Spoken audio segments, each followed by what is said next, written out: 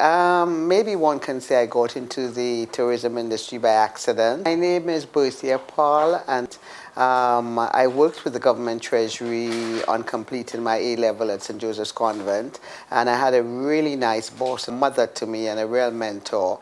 And I guess she saw government's list of scholarships being advertised, and in there was a scholarship for hotel management, and she sort of insisted that I applied for the scholarship. At the time, I was more inclined to the sciences, chemistry, biology, zoology, so I really should have done medicine based on what I studied at school.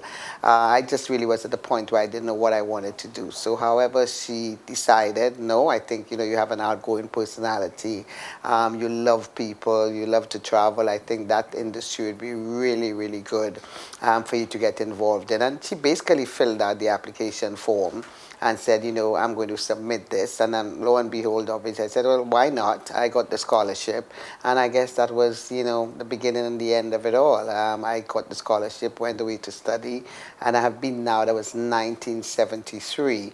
So I've really been in the industry now, 28 years? Sorry, 30, 34, 38, I can't count, but from 1973, anyhow, until now. That's the length of time I've been involved in the tourism industry. Not just in St Lucia, but I had the opportunity to live and work in Bermuda, where I taught at the Bermuda Hotel School, which at the actual hotel, which was a training ground for training management and craft students. I also had the opportunity to study and live in Germany as well, where I lived for 18 months. When I was at the Caribou Hotel, which was my first hotel where I really started once I completed all my training. I've had a very eventful tenure, or if you want to call it, a very eventful period in the tourism industry, and certainly I wouldn't trade it for any other industry in the world. I think, what are some of my highlights? I think some of the highlights for me was obviously winning first the St Lucian Hotelier of the Year. I mean, when one thinks of all of the hotels on island and a lot of the managers who are expatriates from international chains of years of experience, and there was I, a local girl, so to speak, I mean, winning this. I think that was the first achievement, which really was a highlight. Having said that, I went on to win the Crystal Award, which is the highest award that could be given to any hotelier that have really reached the pinnacle of their career based on their operations, based on what they've achieved, based on the quality of the product, etc. And for me, again, that was another plus, and something that I mean up to this day, I mean means a lot to me. I'm also the first inductee in the Tourism Hall of Fame, so that was another achievement which I thought was another highlight of my career. But I think the highlights of all highlights for me was obviously winning the Caribbean Hotelier of the Year, which I think puts me in the same realm. Not that I have the money, resources, or power as former Caribbean Hoteliers of the Year like Bud Stewart, Ralph Taylor from Armand, the owner of Super Clubs, and some of the other major hoteliers in the Caribbean region that owned several hotels. I was not an owner, I was just a hotel operator. So to have won that award was certainly a big, a very prestigious achievement for me, and one that I guess that I will always treasure. If you want to call it the highlight of highlights for me again, and yes, there were several, was being the first woman ever in the 40-year history of the Caribbean Hotel and Tourism Association. As a small hotelier, it was unheard of, firstly, and then secondly, also being a woman. Obviously, it was always a men's club, and they never gave women an opportunity to really reach, to the top within the organization. But like I said, I was very involved in the organization at all different levels, starting from the fourth vice president, the chairman of the Small Hotels Committee, chairman of the Advocacy Committee. Then I jumped from fourth to first vice president, and then of course ultimately I became president of the Caribbean Hotel and Tourism Association, as it's known now. It's a very large grouping because it really covers the entire Caribbean. So it's the English, French, Dutch, and Spanish-speaking Caribbean. And at the time, we had some 125,000 rooms and some thousand, I think 400 hotels across the Caribbean. So this was really, really a terrific experience for me. It took me all over the world. I had the opportunity to visit almost all of the 39 countries that were members of the Caribbean Hotel Association, and met with the membership, met with politicians, met with the private sector, the public sector. I was invited to keynote at several of the annual general meetings, and also was invited to a number of international conferences that otherwise I would never have had the opportunity to go to places like Istanbul in Turkey. And I went there as a result of that position and being a panelist. Also Beijing in China, Monaco I had the opportunity to go there as well, and Austria again. So I had the opportunity to travel the world, and also I think, as a result of the presidency, I was also chosen to address the European Union. Again, it was the first time that any Caribbean tourism official had ever spoken to the members of Parliament of the European Union, again to try and educate them as to the benefits of tourism and why they need to, lend their support financially and otherwise to the development of tourism within the Caribbean region. It also gave me an opportunity to educate our ambassadors. I had meetings with all of the Caribbean ambassadors in Brussels twice and also in Washington, because I thought that we needed more help from them as it related to tourism and how they can assist in actually promoting tourism. I also had the opportunity again to go to The Hague in the Netherlands to address the members of Parliament. So I think these are a lot of highlights. They were wonderful experiences. I learned a lot.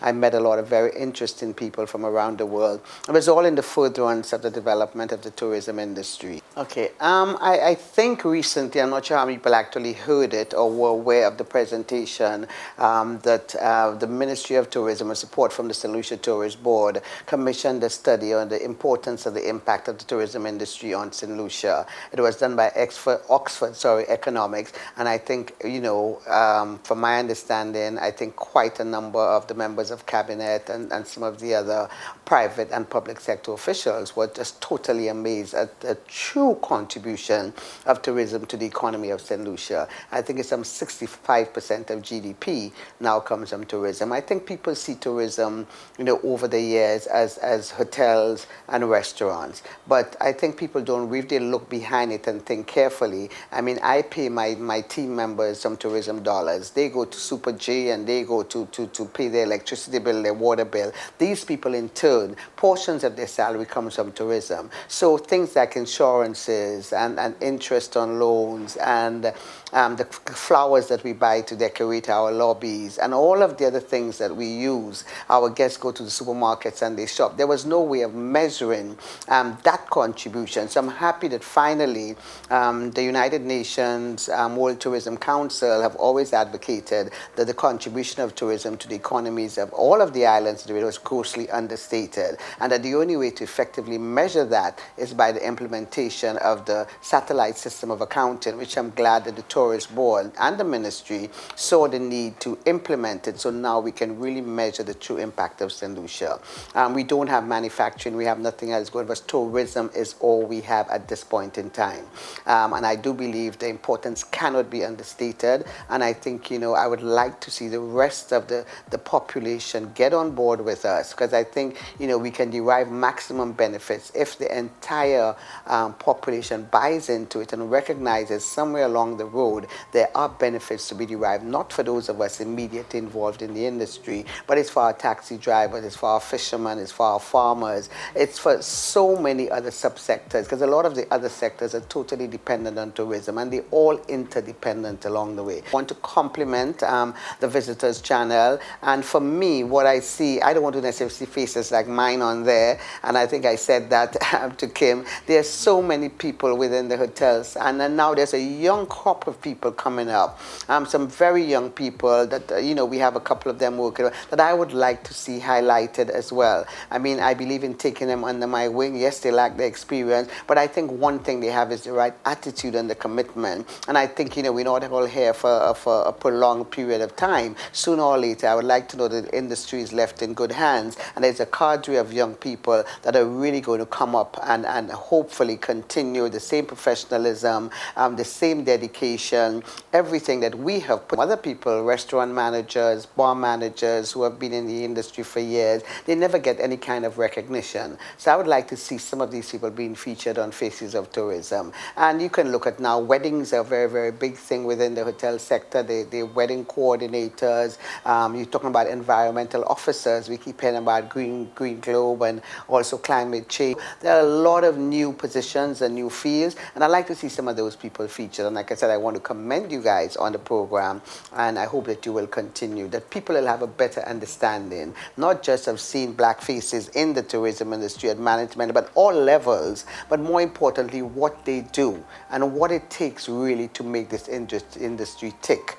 I mean, so the significance of tourism is huge, and the impact is something that people seriously need to think about, and I guess we need to do a better job of educating the populace as really to the true benefits of tourism and what it means to the economy. I mean, when Miami had a murder a couple of years ago, it was deemed that that was really a crime against the state, punishable by law, with penalties that were, I mean, mind-boggling. But that's how seriously they viewed the contribution of tourism to their economy. Anybody who would do something to jeopardize that would face the full brunt of the law. So we have a lot to do, and I know some people don't believe that they derive anything from tourism, but I can tell you, when the occupancies are down, when we had 9/11, and even most recently the recession, the very same companies who were complaining they didn't benefit from tourism were the ones who were calling every day to find out when our occupancies were increasing, when we'll be getting more business, because they actually felt it in their pockets, that because the occupancies were down, the hotels had less people. They really noticed it in their bottom line. Because I think too often over the years, most people saw tourism or people within the tourism industry, especially in management, as expatriates coming from England and from other places, and didn't see locals at the helm of the industry. I want to say that that has changed so much today, that really at the middle level, at the middle management level, and even at top management, are some of the most brilliant St Lucians. I can think of Mr. Atlas Poe, and he was always at Rendezvous before. It's a St Lucian really at the helm. I can think of Lennox to Parle at Sandals, St Lucia, again, another St Lucian at the helm. You have Obed Serafin, you have Cami Joseph, she's an owner, but again, she is actually running that resort. And some of the other larger properties, you do have St Lucians that are assistant managers, maybe not necessarily at the top of their game. But that has changed drastically, and people are still not aware of that. We still have a lot of those old notions and old ideas. Well, this industry is not for me, it's only for white people. There's no way, for example, I can get into the industry and I can achieve a position. So programs like this, I think, are just so useful. People begin to see the people that makes it happen in the hotels in particular. And I think they also see some of the most successful farmers and fishermen on the island, the most successful taxi drivers. So, it is critical, it's important, it is the most important industry at the moment, and I think we all need to get on board, support it, and do all we can to ensure that really everybody in every community, every man, woman, child begins to really benefit and see the true impact of the tourism industry.